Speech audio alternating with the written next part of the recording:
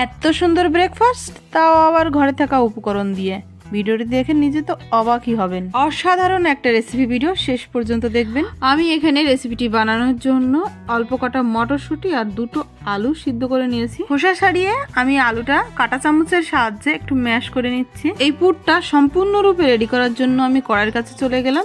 1 চামচ তেলের মধ্যে দিয়ে দিলাম অল্প কটা জিরে, একটা শুকনো লঙ্কা, সামান্য একটু গ্রেটেড আদা।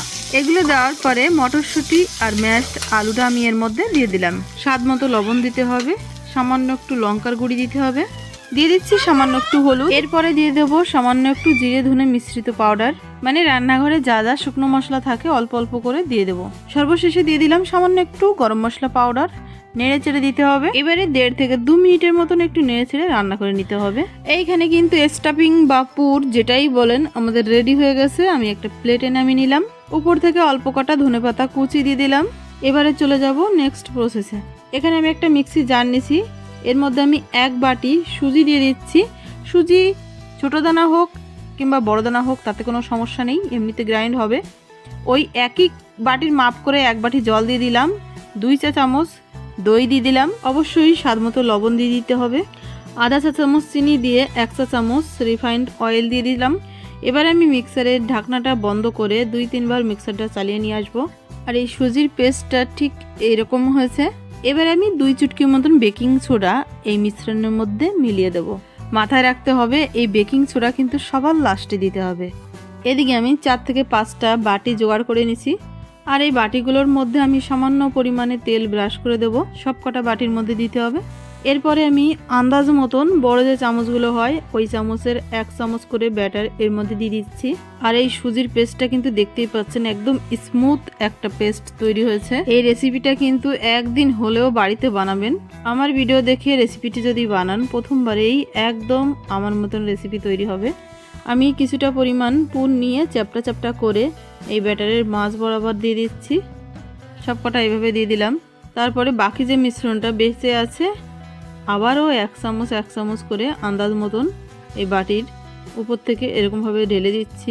এক জায়গায় ঢাললেই কিন্তু সমানভাবে সব জায়গায় ছড়িয়ে পড়বে বাটির চারিদিকে। এবারে আমি এই রেসিপিটির সৌন্দর্য বাড়ানোর জন্য সামান্য একটু লঙ্কার গুঁড়ি উপর থেকে এইভাবে ছিটিয়ে দেবো। আর এই লঙ্কার গুঁড়িটা দেওয়ার জন্য এই ব্রেকফাস্টটা দেখতে কিন্তু খুবই আকর্ষণীয় লাগে। এই ব্রেকফাস্টটা আমি ভাপে তৈরি করব, ওর জন্য কড়াইয়ের মধ্যে কিছুটা পরিমাণ জল দিয়ে আমি একটা স্ট্যান্ড দিয়ে দিয়েছি। এবারে এর উপরে একটা থালা বসিয়ে দেবো। তারপর আমি একে একে ব্রেকফাস্টের বাটিগুলো থালার উপরে বসিয়ে দেবো।